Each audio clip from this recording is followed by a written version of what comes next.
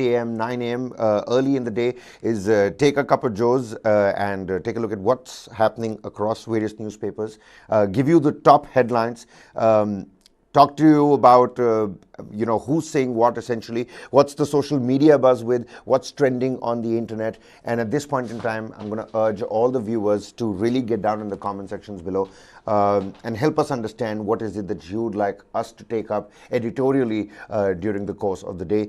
Bring you voices from both the sides, a balanced perspective, so that you can make your own opinions. But the bottom line still is that we're trying to break these four newsroom walls so that viewers can actually come and become part and parcel of this editorial process. Really get down in the comment section, ladies and gentlemen. We've got lots to cover today. Varghese and I have certainly made a list of things that definitely have to be spoken about.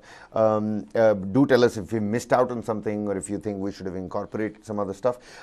This just in, we've learned that there's a Mumbai local that hit the edge of the platform, which delayed a lot of other locals, locals being the lifeline of Mumbai. Along with that, in Maharashtra politics, Ajit Pawar says, well, Sharad Pawar, you're 83. How long will you go on for?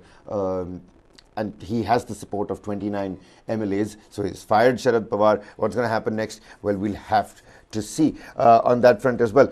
In Manipur, the schools have reopened. The student turnout was pretty low, but the excitement and the smiles on the faces of these students, that was something that was really heartwarming. On the other hand, internet ban has been extended till the 10th of July as the hill state is on the boil. Varghese, we're also going to be talking about the Meta versus the Meta's thread versus Elon Musk's Twitter.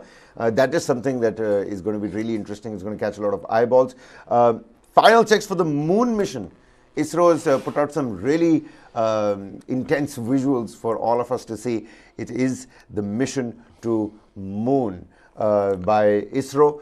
We also have the data protection bill, floods in China, the AIA, DMK, SAD, the AIMPLB have all opposed the Uniform Civil Code. This after there were already opposition by the DMK and several Congress leaders. On the other hand, Jagan Mohan Reddy, he's met with Prime Minister Narendra Modi. What's the significance of all of that? Varghese is our man for that, to help us decode all of that. And UGC, the University Grants Commission, has a new rule. This for PhD,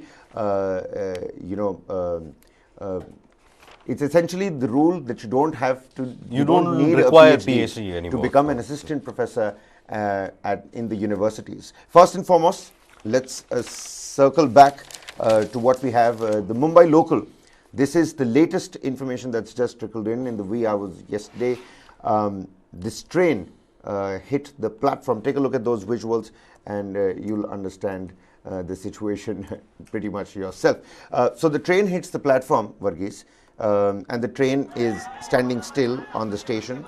This happened in Mumbai station, Kabir, and it is created a lot of delay with other local networks as well. It is being said that it brushed against the edge of the platform at the Mumbai station in neighboring Thane district on its way to Titwala on Wednesday night, leading to disruption of services and bunching of trains for some time. That is what. So it's going to take quite some time for that to be cleared. So early morning, if you are a Mumbaiker, your commute on the local train is going to be quite difficult because you are going to face a lot of delays. And I think, a city that does not sleep, or what we call as the maximum city, is completely reliant on the local trains. And in Mumbai, this, this derailment and this accident is going to be quite a delay that they are looking at. Well, Central Radio Chief Public Relations Officer Dr. Shivraj has said that the incident occurred when the slow train was arriving on platform number 1 of the station at around 9:20 p.m. There was no report of injury to any passenger, adding that the motorman of the train immediately applied brakes and stopped the train on sensing that it was brushing against the platform. So the loco pilot was sensible enough to put on the brakes fast as possible when he sensed that something is not right. Now, a few suburban locals were detained behind this suburban train, and they also passed from the spot at a restricted speed as a precautionary measure. The incident led to bunching of suburban services for some time and also led to disruption of suburban services. Commuters complained that the trains on slow lines are badly affected due to the incident, and as a result, the crowds on the trains and platforms also swelled. Some commuters tweeted that the incident led to a delay of 45 minutes to 1 hour for other trains on the route. So, but it's a photo moment for everybody. Everyone that's on the platform, they have their phones out. It's a social media moment. I mean, ever since the Balasore tragic accident, trains are in the news. Trains are in everybody's purview. They're in the dock.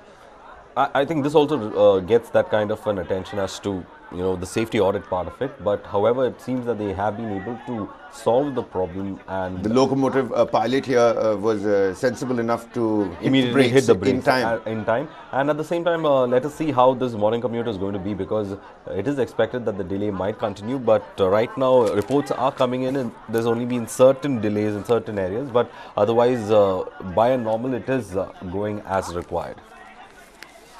All right then, so we'll have to wait and find out what this means for the local railway network for Mumbai. Are there going to be any changes that are going to be done? Is the government going to call in for new changes? Let's not forget, the government in Maharashtra is getting a new shape, a new image altogether. Why don't we talk about that as well? Yesterday, both the leaders, Sharad Pawar and Ajit Pawar, there was a proper show of strength. It's interesting that in Bandra, where Ajit's faction got together, there was one chair that was left empty. Sharad Pawar's photograph was also there on the banner, and Pawar had already said, Pawar Senior, beg your pardon, had already said that, do not use my photograph. Now Ajit Pawar has come out. He said that, listen, Mr. Pawar Senior, you're 83 years old. How long will you go on for? On the other hand, Sharad Pawar says, you still need my photo and symbol. 29 MLAs were present. The claims are being made for 42. Later on, yesterday, we got that visual also of an MLA who was present at Sharad Pawar's event. But later on in the night, he went and visited Ajit Pawar. There was a proper photo op. The bouquet was exchanged. And, another little element of power being transferred towards Ajit Pawar's side. So, Varghese, has the nephew upstaged his uncle? Well, it looks like he has upstaged his uncle when it comes to the legislators on his side. The Hindustan Times has put out one interesting graphics. It says that out of the 53 total numbers of the NCP MLAs, with Ajit Pawar, as of yesterday's assessment, it is being said that there are 32 people who are with Ajit Pawar, and with Sharad Pawar 15. But there is a group of 6 MLAs who are undecided. Now that is the big thing that we have to look at, because as you rightly pointed out, I think some people are on a wait and watch mode, and they are trying to in fact find out as to what exactly they will be able to do when it comes to the wait and watch mode that we are seeing over here. And of course, both of them having their different rallies, trying to have the show of strength. And in this, Ajit Pawar has taken the onus. The Hindustan Times has put it like this: parallel Pawar shows, my turn, says nephew, uncle lashes back. And Ajit Pawar claimed that he enjoyed the support of 40 of NCP's 53 legislators, but his meeting was attended by 32, short of the benchmark required to evade the anti-defection law. His hour-long speech on Wednesday afternoon sealed the split in NCP, founded 24 years ago. So Ajit Pawar has successfully ensured that the split happens, but he's still short of the numbers that would not let him attract the anti-defection laws provisions. Now, the allegiances of 6 members of the Legislative Assembly, those were the MLAs I was saying that, we have no clue what they're planning to do. It remains unclear. A crucial factor in the snowballing fight for control of the party, its name and poll symbol. The battle gained momentum on Wednesday as Ajit Pawar's camp moved the Election Commission, ECI, demanding the use of NCP name and symbol, an analog alarm clock drawn on the Indian flag. Sharad Pawar also says alliance with the BJP will not end well for the rebels. So 29 MLAs present for Ajit Pawar, who claims it's actually 42, 15 present for Sharad Pawar, and the faction's claim is that there are 3 more. But more importantly, take a look at this picture. Supporter of Sharad Pawar, he's put out this little poster right here where he's saying that, ek hi banda kafi hai. One man is enough. Right here. That's where you can see. Ek banda, sirf ek banda kafi hai. One guy is enough. This is what a supporter of Pawar Senior at the meeting venue. Now, it's interesting here, Varghese, that Sharad Pawar is saying that alliance with BJP will not end well for the rebels. But on the other hand, Eknathshinde is somebody who's, of course, the Chief Minister of Maharashtra, but has also missed out on several official events, There is something brewing, that's like Kabir, in that camp, especially Eknath Shinde's camp of MLAs. There was a big meeting yesterday with... Yes, it's not, it's unsettled them. It's unsettled them. They are, what Ajit Pawar's entry does, and if these numbers are true, is that the BJP is technically not dependent on the Eknath Shinde faction as much now. It cannot be held to ransom, basically. I think the BJP has around 105 MLAs right now, and the Eknath faction was, in fact, throwing its weight around for quite some time. So that was not going to happen. As you rightly pointed out, even Hindustan Times has covered that Shinde skips official functions, tells MLAs he will remain CM. So he's assuring his group of MLAs that he is going to remain There was a big CM. meeting yesterday that happened with the Shinde faction and all the MLAs over there. The actual voice that has come out is that these three leaders, the SPF protection that Maharashtra needs, the Shinde, Pawar and Fadnavis protection that Maharashtra needs, they will work together, they will work in cooperation and will work for the betterment of Maharashtra. That's the word that Uday Samant and all these, Shinde faction leaders gave after that meeting. They said, we're not going to utter even a single word as to what's happened with Sharad Pawar and Ajit Pawar. That's their party business. But as long as you're talking about this new Maharashtra Yuti, it will begin work and everybody will work in tandem with each other. So, Kabir, let me tell you one more thing, and Hindustan Times has, beautifully captured it. The kind of important meetings that he skipped. One of the important meetings that he skipped is with President Draupadi Murmu, and he had to rush back to Mumbai where he held a meeting with his lawmakers. So, if he had to skip a scheduled meeting with the president, so you know the kind of crisis that's brewing within his camp. At least, there is a problem at hand that he needs to take care of, which is why he has skipped the meeting with the president, the supreme commander of all the forces, and go back and speak to his own lawmakers. Because today, it's more important to keep your flock together. That's the trend that's doing the rounds, right? Also, Kabir, the Hindustan Times has in fact spoken about the entire Pawar clan. In the second page 1+, as they call that, page 2, they have said it like this: Maharashtra's influential Pawar clan and a power struggle within. They've mentioned the family tree who are there. From the eldest to the youngest, the third generation, the fourth generation. And in the fourth generation, of course, you have Rohit Pawar, son of Rajendra Pawar and grandson of Dinak Rao, and Parth Pawar, son of Ajit Pawar. So this is the fourth generation that we're talking about. Third generation consists of Ajit Pawar and Supriya Sule. So it's a generational transition that we are seeing in the party, but it's not a smooth transition that we are seeing in the party. Sir, Ajit Pawar says that thrice we had decided to go with the BJP, but Uncle Pawar backtracked. He also says in May we were told that you were resigning. If you wanted to take back your resignation, why did you give it in the first place? Why am I made a villain in front of the people? Something was said by you and something else was done. I had to suffer because of your googly, yet Pawar Senior is still my idol. This is what Ajit Pawar says. What do you make of this? I felt like laughing, says Praful Patel on opposition's Patna meet.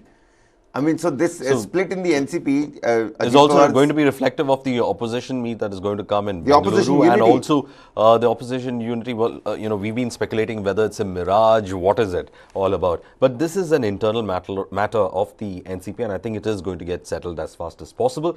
Now, interestingly enough, the Hindustan Times on page 10 has put out Ajit emerges from Uncle's shadow in a bitter attack.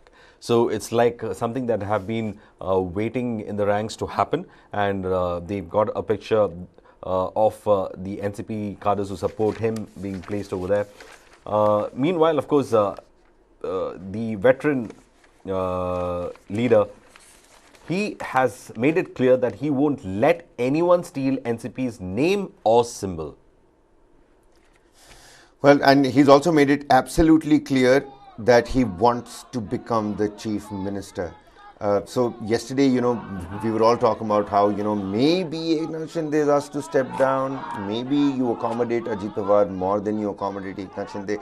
It's a catch-22 situation for the BJP as well. But he said, I've been the deputy chief minister 5 times, but my car got stuck there.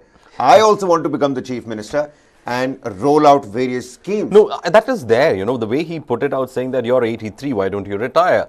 It is there that Ajit Pawar has been long in the shadows, what we can call as the Prince Charles syndrome, that, you stay in the shadow of the greater person for quite some time, and you want to be at the top seat, but you're unable to be at the top seat. You have to be relegated to the second position. So Ajit seems to have decided that it's time is time, because time is running out for him also. He's in his early 60s, I presume, and age is on his side, and this is the time he wants to, in fact... Supriya Sule says that age is just a number. Yes, I think you should read that out, Sharad Pawar. Says NCP Lok Sabha member Supriya Sule on Wednesday, which, by the way, party split, people are saying that may affect Supriya Sule's Lok Sabha chances in Baramati. But on the other hand, this is what she says. On Wednesday, Supriya Sule took on Ajit Pawar over the issue of her father's age, which her rebellious cousin has invoked as the reason for staking his claim to the party chief's post. Some people are saying that people who are senior now should give us their blessings and retire. Why should they stop working? Ratan Tata, who heads India's largest conglomerate, is 86 years old. Serum Institute Cyrus Poonewala's age is 84. Amitabh Bachchan is 82. Do they look tired? Said the NCP MP, who's also named Warren Buffett and Farooq Abdullah. Age is just a number. There is absolutely no match for Sharad Pawar, who has just crossed 83. I mean, Joe Biden is also on the sitting at 82 higher years age. old. Yeah. So right now, it is not about the age factor. It's about ambitions that have been growing, and ambitions within the Pawar clan that is there. Because there was this big question, who's going to take the legacy mantle? Is it going to be Supriya Sule, or is it going to be Ajit Pawar? So the big question over here is that it seems that Ajit Pawar has decided to take it by force this time. With senior in the morning and junior in the evening, independent MLA Devendra Mahadev Rao Bhuyar, who attended Sharad Pawar's meeting in the morning, the one MLA that I was talking about, met Deputy Chief Minister Ajit Pawar along with NCP State President Sunil Tatkare and Praful Patel at the latter's residence in Mumbai in the evening. On the other hand, Ajit had moved Election Commission for the NCP name, symbol, 2 days I think before joining the government. This MLA's predicament is there with everyone in the NCP. People, especially those 6 MLAs, are yet to decide. And I think a lot of people who are in both the camps, or who have in front of the media cameras, have decided their loyalties also seem to be a little undecided as to where this wind is going to blow. So I think a lot of this flip-flopping is going to happen, being with both the Pawars here and there, because for them it is going to be the question of whom to go with, and they don't know which horse to bet on. But I'm just taken aback by the fact that Ajit Pawar had moved the Election Commission for the name and the symbol, yes. 2 days before joining the government. So if Sunday he joins the government, he made that the started move. On Friday. On Friday, he made the move for the EC symbol. I mean, Supriya Sule yesterday was... that itself should have been the warning sign. I think it was known to Pawar Senior, and it was known to most of the leaders in the NCP that he is going to go, and it just happened on the Sunday, that's it. And it's interesting, just to round this up, how does the Election Commission decide who should the party symbol and the name go to? Well, usually the first step, and this is a detailed process that's put out by the Times of India, says usually the first step in symbol disputes is exchanging the material put on record by either faction with the other faction. In the NCP's case, Ajit faction, in its letter to ECs taking claim to NCP party name and symbol, has reportedly claimed the support of 50 MLAs, MLCs and members of parliament.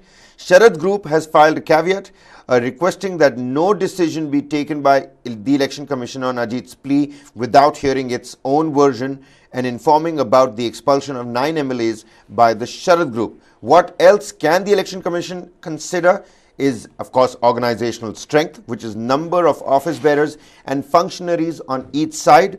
The strength in legislature, which is the number of MLAs and MLCs in bicameral legislatures on each side, and the party constitution, which is organizational structure, mode of internal election, and method of appointing office bearers as enunciated. So what next for the Pawars? Well, we'll have to wait and find out. Right now, Varghese, it seems like the nephew has upstaged his uncle. Yes.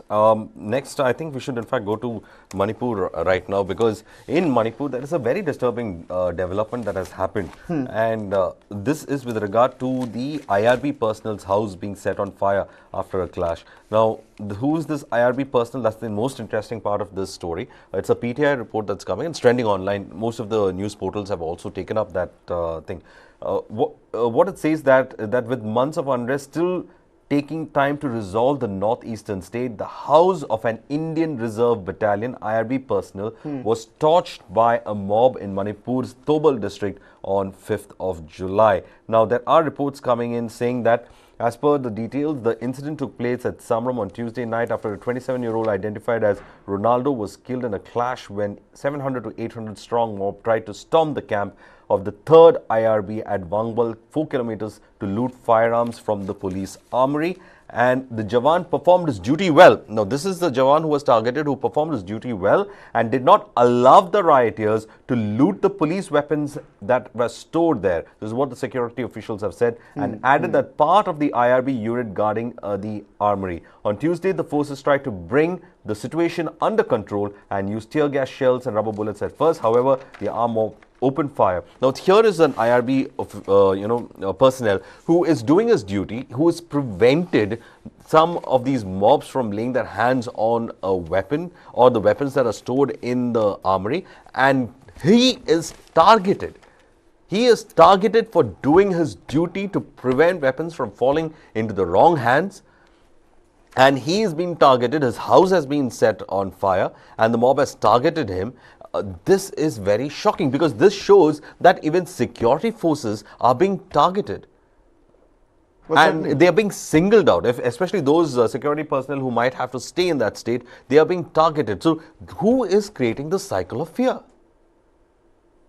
This is one of the issues that we have to in fact take. Who is creating the cycle of fear in Manipur? Because you have targeted a man who was guarding the armory. He's from the IRB unit, and this person was targeted for doing his duty by a mob of 700 to 800 people. On the other hand, Varghese, it's also important to note that it was day one of the reopening of schools in Manipur. A lot of students did not end up returning back to school. The student turnout was low, but from whatever visuals the agencies did put out, and you can see them on your screens as well, ladies and gentlemen, there was a lot of excitement. So day one, the turnout was low, but the excitement was high. Do you think that's still the right step in the right direction? Yesterday, a lot of people were questioning whether schools should be open in these, in these tumultuous and tenuous times. Well, the big question over here is that most of the parents would, of course, have to take that big decision whether to go ahead and, get the kids to go to school. But it's also a sign of normalcy returning. Now, the question is, with an attack on a security officer like this, what kind of normalcy are we, in fact, looking at? So there's more to come on the ground when it's crucially about schools as well. And I was telling also, there's another hiccup in this. How would the teachers report? There are teachers in many of these schools who might find it very difficult to report for duty. And here, of course, there are parents who are taking that risk and opening up schools. They are going and dropping their kids off at school. Some kind of resemblance of normalcy is what they are looking at. I think a lot of them are taking that risk as well. Plus, another crucial factor, Kabir, is that the internet ban has been extended in Manipur now. So, internet ban has been extended in Manipur, and we know why. The government has been keeping that ban extending from time to time. It has been extended again and then again. This time it has been extended till July 10th, is what we understand. The Manipur government on Wednesday, it has extended the suspension of internet service in the state for another 5 days. Now, You know what I mean? One of the things that they're trying to do is to stop any kind of hate campaigns from going in, especially when it comes to use of social media sites, so or visuals that would be used over there. So these are some of the issues that are being raised, and that is why they have decided to extend that internet ban again. And a lot of people find it very difficult right now because they're still saying that there's a lot of bias in this internet ban by the government. They're saying some areas in the valley there is proper internet access. People can still, send messages on social media. On the other hand, in the hill areas and in the hilly region, there is proper internet ban. There is you can't really spread information or communicate with one another. So that's going to be there. I think that is one issue that a lot of them, especially areas where we see this interspersion of these populations, from the different ethnic communities, we are going to see that being enforced, a lot of blockades being pushed. But this is the crucial step that they have taken. But extending it for such a long time is affecting the productivity of people who want to work. It's affecting communication. So that is why we have the government, in fact, setting up a panel as well, because the court had asked it to set up a panel to understand whether internet ban can be lifted or not. But because of these cycles of violence that is continuing and the security forces also facing the difficulties associated with it, I think the government is still going with this internet ban. Well, certainly. And also yesterday, Rahul Gandhi put out that YouTube video of his. It was a proper packaged, production piece of his visit to Manipur. Some really heartbreaking moments in there as well. Now, several people have taken to, the social media and said that Modi ji should take cue from Rahul Gandhi and visit the violence hit state of Manipur. The Congress has come out saying that, this is what you should do. There's a little healing touch. A lot of people on that particular video, commenting, saying that action speak louder than words. Just the fact that Rahul Gandhi, went there, hugged a couple of people, heard them out. They began crying, thumping their chest, and Rahul Gandhi tried to console them. And everybody in the comment section also knew that, essentially Rahul Gandhi can't really fix the problem. But the idea that he stepped down there, with a human approach, he hugged the people of Manipur, thanked them for, welcoming him. That I think it certainly has gone a long way. Well, it has gone in the psyche a of long the way, common especially people. with the what we call as the healing touch factor. It has worked, but then again there was politics on the ground as well. So it's not it is not that easy to see that visit in a way that it has no politics. But of course, the visit to the camps have in fact generated that kind of goodwill that it was supposed to generate. But will it bring the actual kind of a peace that we are looking for? Well, that we'll have to wait and watch, Kabir. Absolutely. What's up next, Varghese? I was learning that now a normal person, somebody who's not subscribed to the blue tick on Twitter, can only read about 600 pieces of content on Twitter. People who have the blue tick, who subscribe to the blue tick, can read much more than that, into the thousands.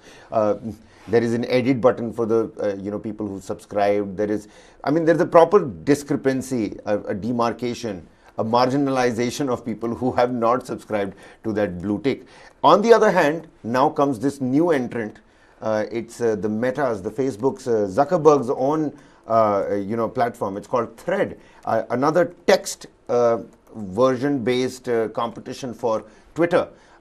What do you think, and what do you make of this new rivalry that's coming about? Well, when I was looking at the kind of changes that Elon Musk was making to Twitter, of course, he was looking to monetize it as much as possible. So he is under the principle that nothing comes free. There is no free lunch. So from his concept, he's trying to, in fact, push through this, saying that, let us monetize Twitter. It's high time Twitter's monetized. He's looking at the profit margins and everything. Twitter didn't work like that. Twitter worked in ways of a revenue model that is totally based on free expressions and of how people could freely access it had an egalitarian vibe and feel it had but because not everyone so was anymore. putting. So not anymore. Now, what are they doing? They're trying to monetize it, but at the same time that, as you rightly pointed out, that egalitarian aspects of that social media platform has gone. Now you're being restricted on the number of tweets that you're going to look at, how much you need to be verified. We have people complaining in the newsroom saying that you can't use the, Twitter deck unless you're verified. So these are the features that have been restricted. So hopefully, I think if Elon Musk thinks that when people have got used to something that is so free and available, and since he wants to monetize it, I know he is very much in the game. Let's see how much of monetization he would be able to get from it. But there are people out there who wants to give a semblance of a free platform. And you have Meta launching Thread, which is again a text, as you said, a text messaging kind of a platform. And there are people who want to jump into Twitter space. So you're going to see more competition coming in. And if they're going to give their platforms for free and have a different revenue model for generating revenue, then I think Musk must be under serious competition. So I don't think so. I'm qualified to, in fact, speak on those levels because Musk knows what his decision should be. A person who would be looking at the profit aspect of it and time to monetize it. But the issue is that Twitter has been a platform for free speech. And we have seen how a lot of governments have been trying to control that platform and been asking to comply with the laws of the land. But it has been an aspect of free speech. Restricting it, well, I don't know how much of sense it will make because people are already used to it, and you have the founders of Twitter already trying to make a parallel platform that mimics Twitter and probably put it on the World Wide Web where they want that egalitarian aspect to be brought in. So let's see whether it can be monetized or not. Well, I'm not as big of a fan of Twitter as well, so I don't know if I'm going to download Instagram's Thread.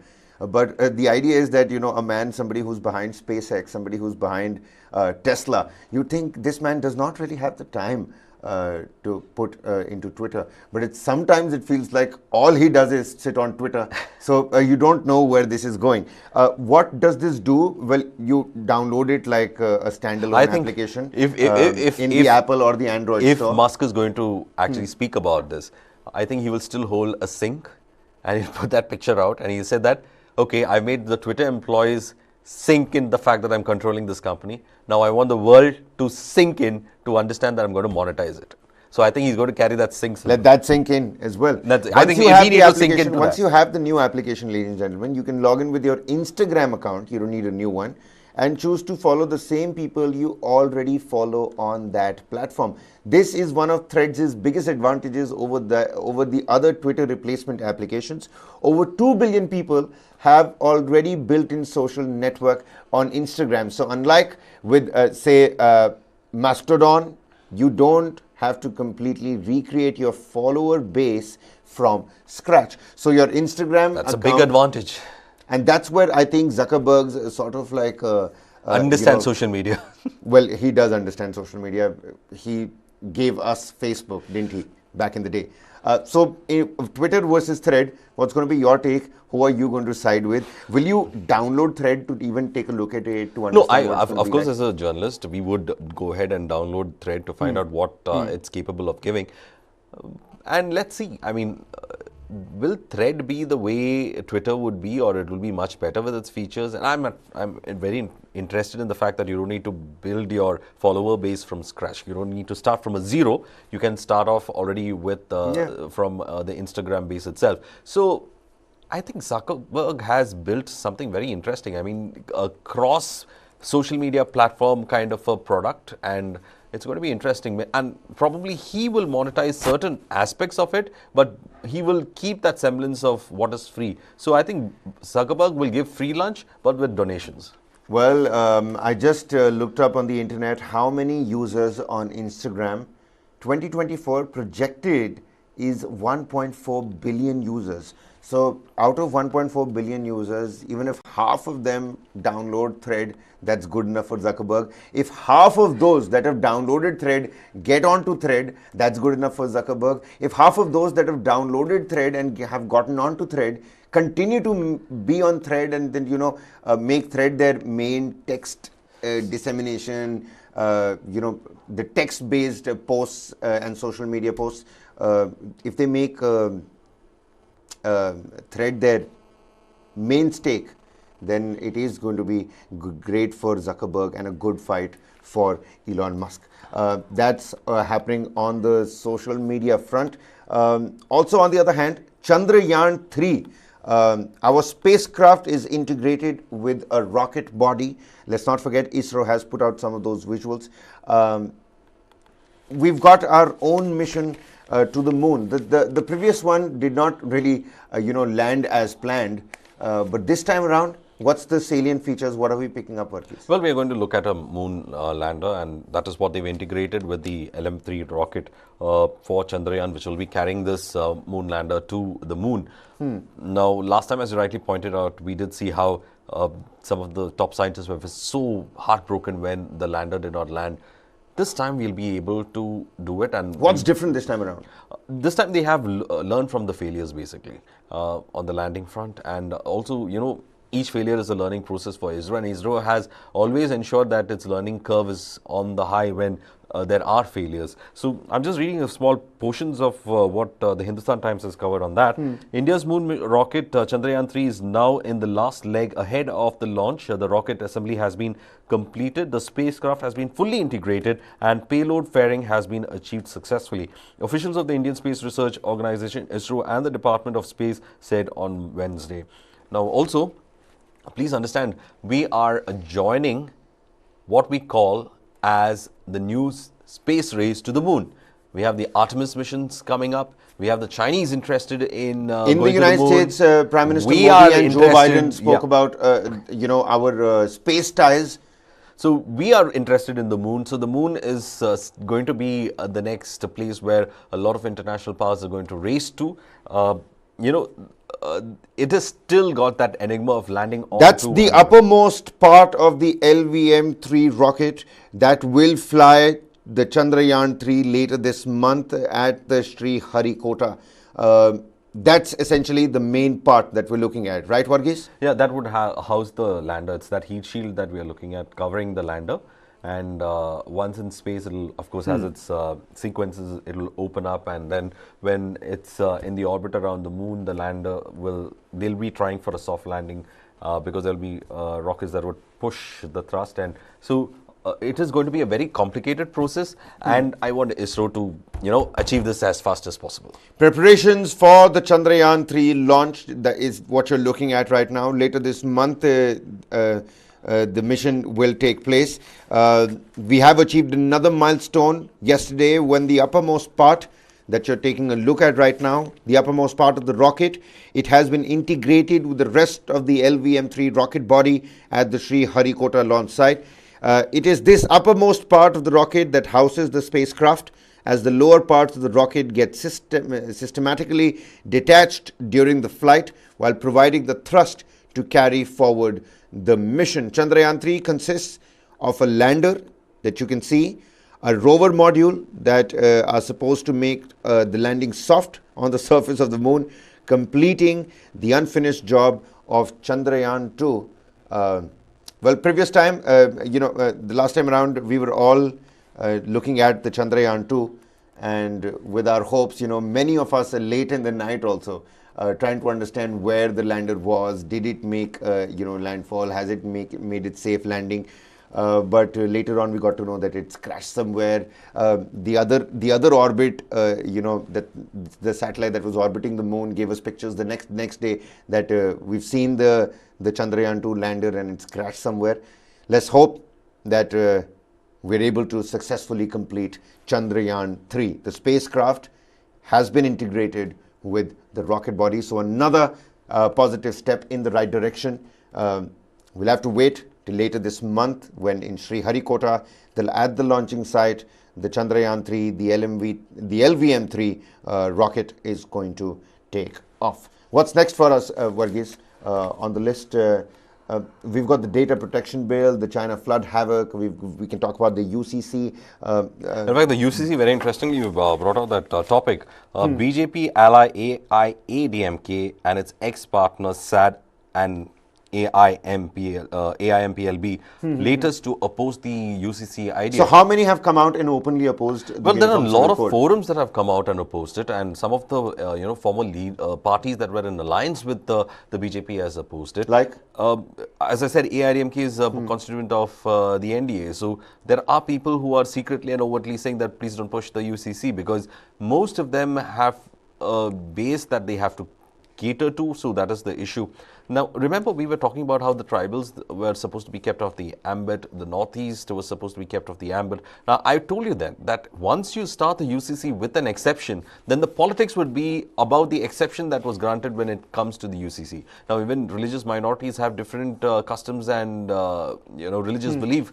So, how would you incorporate it with the UCC? So, the UCC should be for all without exceptions. I mean, that is my viewpoint. It should be for all without exceptions, because once you make the exception list, then there is no ending to it, because every single community will try to, get into the exception list. So, if first it could be the tribals from this country, as well as people from the Northeast who might be excluded from it. What's your personal opinion on UCC? See, UCC, when it comes to a modern democracy like ours, or UCC is imperative in the sense that we should have common laws for inheritance, common laws for marriage, common laws for adoption, and common laws for conducting of divorce practices. But is that conducive in a diverse country like ours? See, the question is not about the diverse country like us, because the question is how justice gets perceived when being delivered through the lens of personal laws of all communities. So, what a person might get as justice through the personal laws in one might not be the kind of justice that a person might get from the personal laws from the other. So this could be the triggering factor, and a lot of people have been saying that many of these countries have their own UCC or the civil code and uniform laws when it comes to various aspects. So as a citizen, why should one person look privileged more than the other? That's the debate of a UCC. So everyone comes on a platform, but you can't start UCC with an exception. It is completely wrong if you start UCC with an exception. Some BJP states have shown interest in the UCC draft. This coming from Pushkar Singh Dhami, who's the Uttarakhand Chief Minister. On the other hand, the AIMPLB says keep all religious minorities out of UCC purview. The BJP ally AIADMK, I'm just going to read out that excerpt. On Wednesday, the AIADMK reiterated their position to the centre's move to implement UCC. Talking to reporters, the party's General Secretary Edapadi Palaniswamy maintained that the AIADMK BJP alliance is intact. Palaniswamy sought to recall AIADMK's poll manifesto in 2019 to reinforce the party's stand on UCC. In the manifesto, AIADMK had promised that it would urge the centre not to bring any amendments to the constitution for UCC that would affect the religious rights of minorities. So earlier we've had the DMK. So the DMK and the AIADMK finally coming on the same page on one thing, and this against the centre's move. Yes, this is this is going to be a very contentious issue, and I don't think this debate is going to end on UCC soon. And I think don't kill it with an exception list. If you want to bring the UCC, it has to come for everyone. You create that exception list, you create a division already. But from where I'm looking at things, I don't see how we won't have exceptions. We'll have to. No, that's because that's what I was saying. Those exceptions. UCC is not meant for exceptions. UCC cannot be. What is the idea of a uniform civil code? It should be there for every citizen. It should be the same. So you can't bring in exceptions. If there is no uniformity, either you go completely with the UCC. Yeah, exactly. If there's no uniformity, why? So either you go completely with the uniform civil code, or you don't go with it. You follow the personal laws. Varghese, before we actually, shift our focus, I'm reading a headline here. It says, Khalistanis plan kill India. And I'm going to show it to the camera real quick. Khalistanis plan kill India rally in the United Kingdom, target diplomats. We earlier saw how the San Francisco consulate was attacked. We've done proper shows on News9 as the Khalistanis, rear their head again. Speculation over deaths of the two radicals, Hardeep Singh Nijjar, that we spoke about, the KTF chief.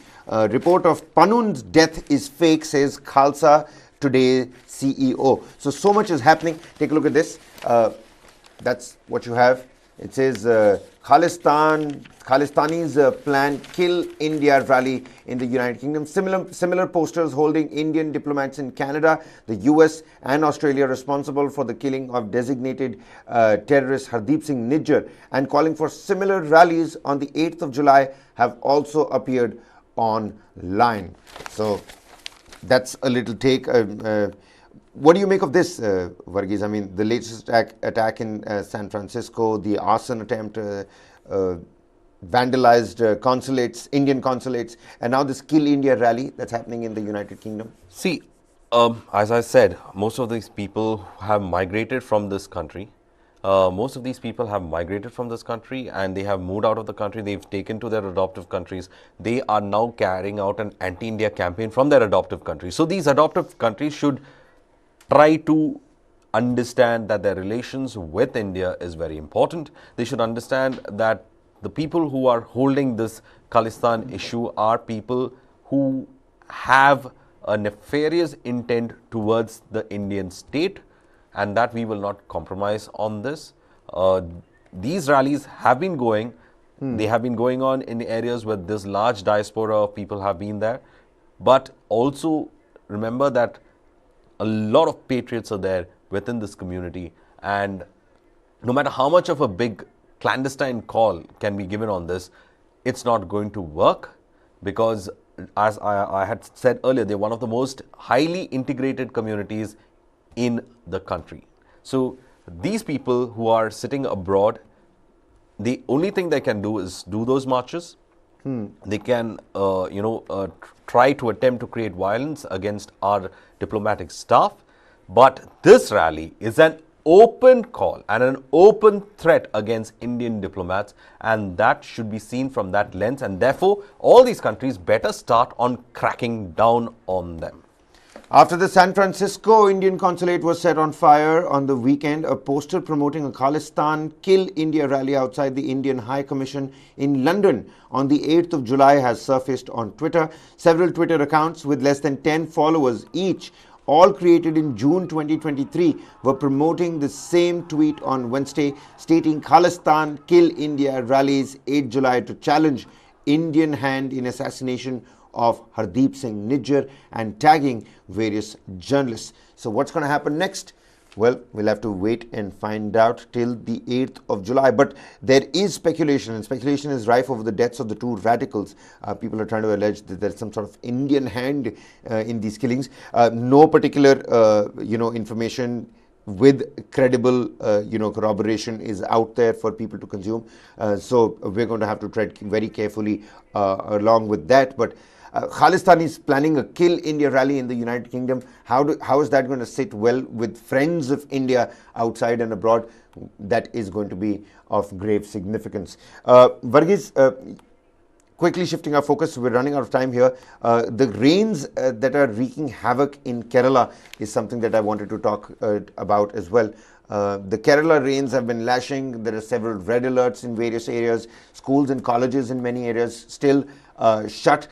Floods and traffic snarls, life completely thrown out of gear. This is not something that's new to Kerala. But what's different this time around? What's the word that you're picking up from your friends, folks, several journalists on the ground? Well, I'm reading from some of the online newspapers that have covered that story in Malayalam. Kanatta Mara, which means heavy rains. 11 ജില്ലകളിൽ വ്യാഴാഴ്ച അവധി. 11 districts are going to see rains right now, and they have declared holidays for schools and colleges in 11 districts. Meanwhile, in MG University, MG Parikshakal Mativachu, in MG University, they have ensured that the rains are, because of the rains, the exams are in fact postponed. So this is what is happening when the Madhurumi's coverage is looking at that. All of them speaking on this and then. I can see a lot of damage that's happened as well. A lot of trees these visuals are actually from Kozhikode, where there have been reports of several trees being uprooted. Thrissur also, yesterday there have been reports of several trees being uprooted in these areas. There's a lot of damage. Waterlogging has also been reported, and in many places the soil has been washed away, exposing a lot of pipes which have again consequently been damaged. So there are issues about drinking water issues that have come in. Today also, some of them are saying that Innum Adishaktamaya Mara Tudarim. വിദ്യാഭ്യാസ സ്ഥാപനങ്ങൾക്ക് അവധി പ്രഖ്യാപിച്ചിരിക്കുന്നത് 11 ജില്ലകളിലും ഈ താലൂക്കുകളിലും കളക്ടർമാരുടെ മുന്നറിയിപ്പ് ഇങ്ങനെ. So basically what they are trying to say is that today also you're going to expect heavy rains in Kerala, and most of the education institutions will be shut, especially in 11 districts. The collectors, or the district the collectors, the IS officers who are heading the district, they will be monitoring the situation on the ground. All right. Well, lastly, just want to know from you, Varghese, what's the significance of Andhra Pradesh Chief Minister Jagan Mohan Reddy's, meeting with the Prime Minister? What's the significance over there? We know that the BJP is looking for a big rejig. The governor has been changed in Andhra Pradesh as well. But in terms of what kind of posturing does this mean by Jagan Mohan Reddy himself? And you mean the state chief has been changed in Andhra Pradesh? The state chief has been changed in Andhra Pradesh, but Jagan Mohan Reddy himself going and visiting the Prime Minister. See, the BJP has pulled in Purandeshwari. Of course, her background is that being of NTR's daughter is supposed to play a hardball with TDP. So the BJP has chosen that person. But here, Jagan Mohan Reddy, yesterday's meeting with the Prime Minister as well as the Home Minister was to talk about the state's issues, especially the Polavaram project that's happening. They require 17,000 crores more because it's a hydro project which is very important for the state, and it has resulted in cost increase as well. So he's going to speak about it. Meanwhile, we are still in that confusion of which is the capital of Andhra Pradesh. It's been almost 10 years since, or 10 to 12 years since the bifurcation of Andhra Pradesh to Telangana and as well as to Andhra Pradesh. So I think all this is going to be in focus right now, and because it's going to be in focus right now, Jagan Mohan Reddy needs the help of the center in or is it the other way around? Because I mean, there are several reports that are doing the round saying that the Prime Minister seeks Jagan's support for 2 key bills. Well, that is also a possibility because YSRCP MPs are present in good number in the parliament as well. But then the Uniform Civil Code Bill and the National Capital Civil Services Authority Bill. I mean, these are the 2 bills, the 2 I wouldn't say contentious, but right now, it is the contentious bill. So, Kapir, we cannot hide from the fact that both are contentious. Well, I mean, if you want to stick your neck out for that, be my guest. Both of them are contentious bills, and of course, people are certainly talking about both these bills, and maybe the BJP needs Jagan Mohan Reddy's support in the center. This BJP, or rather, Prime Minister Modi thinks that the Andhra Pradesh government and Jagan Mohan Reddy and YSRP is considered to be a friendly party. They have been quite neutral in certain aspects as well. So, not to upset the apple cart as of yet, but it looks like the ties between the BJP and YSRCP are still evident. Well, that's all the time we have for you in this edition of today's Page 1. Page 1 also has this beautiful looking car. I mean, I'm not, been given any money by Nexa or Invicto, but looks like a beautiful car. Seems like a decent investment on a depreciating asset. Well, we'll have to wait and watch as to what happens with these 2 contentious bills, the Uniform Civil Code and the ordinance in Delhi. But at 11 a.m. today, we're again going to talk about Maharashtra. Again at 12 p.m. We're going to take a look at what's happening in Manipur. Later in the day, the South Indian brings you a nuanced perspective of the stories from the South. Later on in the evening, our real point, the top story of the day, and then later on, a global perspective on what's cooking elsewhere. That's all the time we have for you. Varghese, many thanks for joining with us. This is Kabir Naqvi signing off. Keep it with News9.